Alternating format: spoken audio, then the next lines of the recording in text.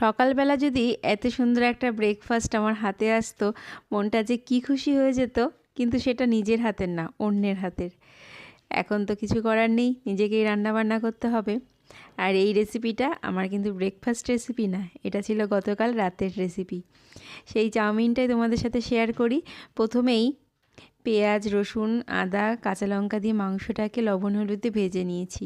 কড়াইতে তেল দিয়ে পেঁয়াজ কুচি, লঙ্কা কুচি দিয়ে ভালো করে ভেজে সব রকম ভেজিটেবিল দিয়েছি।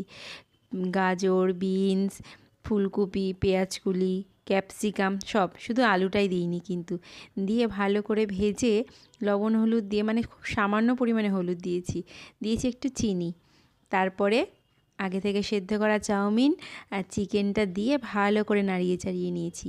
এখানে কিন্তু আমি কোনো সয়া সস, টমেটো সস কিচ্ছুর ব্যবহার করিনি, একদম সিম্পলভাবে করেছিলাম। দারুণ